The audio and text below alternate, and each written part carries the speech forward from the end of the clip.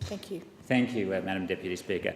Well, this is a critical issue for this Parliament and this government, and not just today, but also into the future of Australia, Madam Deputy Speaker. It concerns defence spending and defence expenditure, which is, as I say, critical to our nation. Now, we find ourselves in a situation today where defence spending as a proportion of GDP is the lowest it has been since 1938. So, since before the Second World War, the level of spending has now reached a level that has not reached as a proportion of GDP since before the Second World War, at just 1.59% of GDP.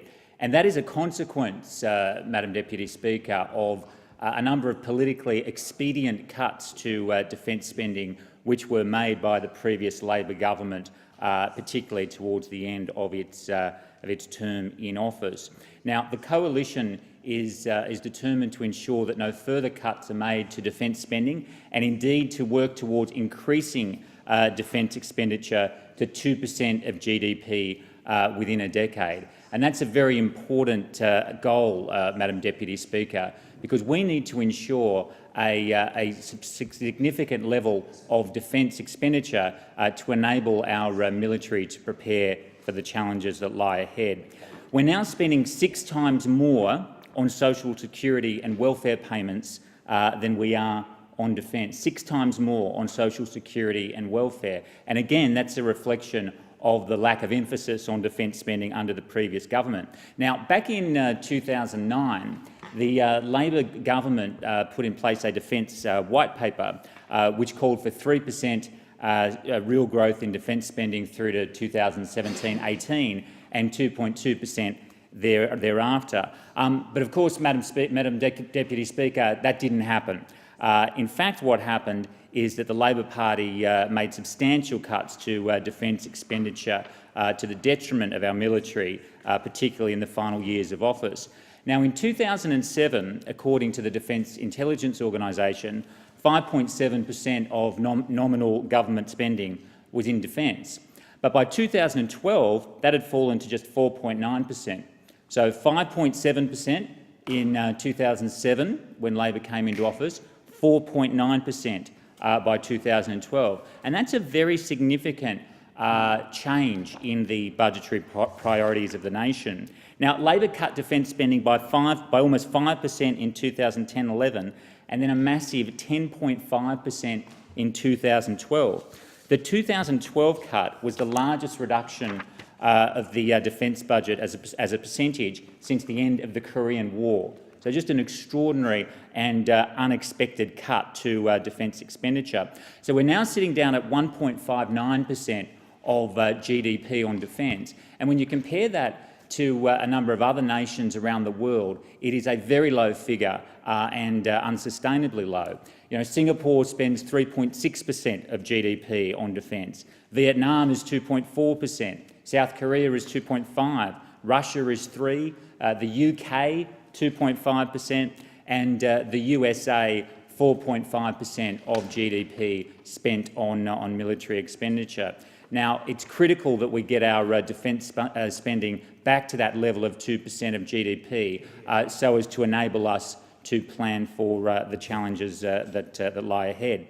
Now, you have to ask yourself, Madam Deputy Speaker, why did we end up in this situation? Why did Labor cut defence so substantially? Because you very rarely, if ever, hear an argument where somebody says the right thing to do is to cut military expenditure. Nobody says that. The Labor Party doesn't say that publicly. But what they do is, when it's politically convenient and when they want to move some money around to account for the fact that they've so inefficiently spent money elsewhere, defence is a politically convenient place to cut.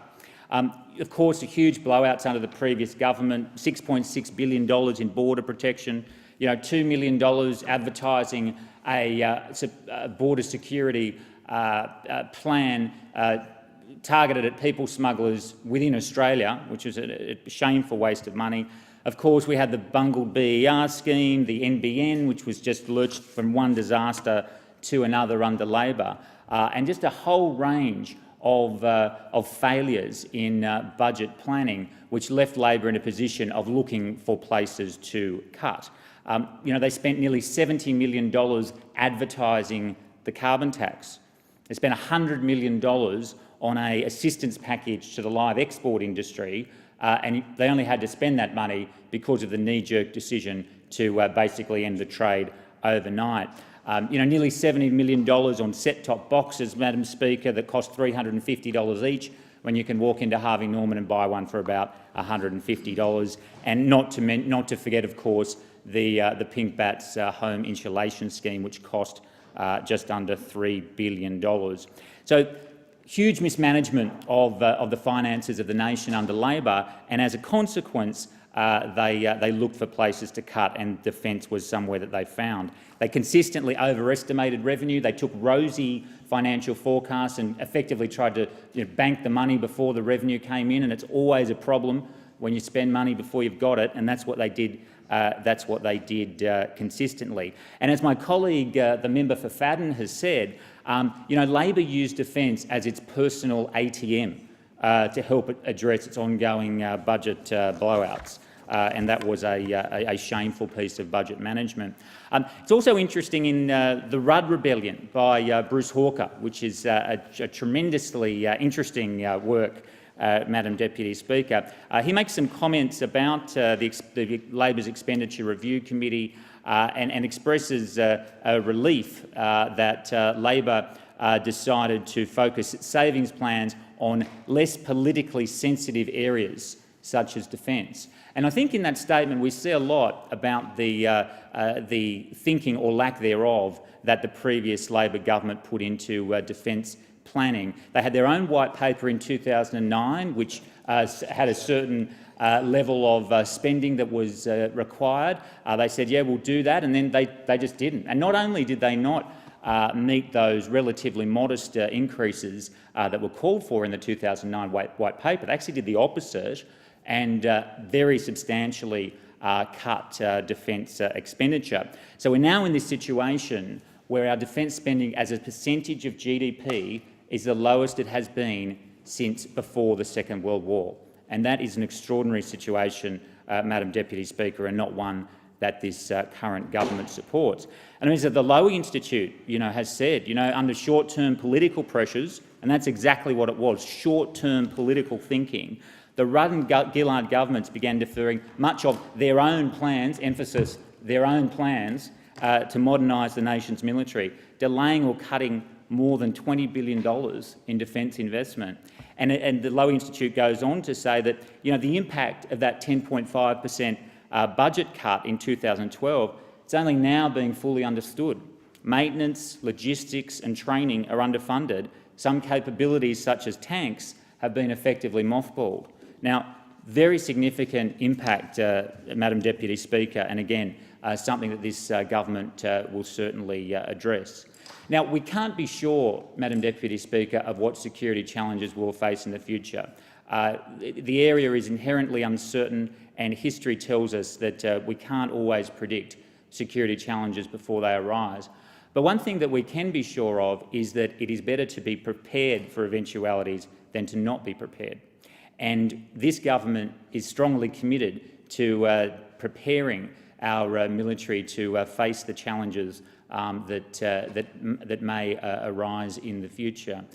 The Labor Party's record in this area is one of political expediency. It's one of taking money out of defence because of budgetary problems that occurred in other areas. I mean, imagine, Madam Deputy Speaker, the government of the day putting out a defence white paper, a lengthy process in 2009, committing to the targets, and then when the going got a bit tough politically and particularly financially, basically abrogating those targets and in fact walking away from them completely. That was absolutely the wrong thing to do. This government is committed to turning around the investment in our defence forces, and that's why I'm moving this motion today. Thank you.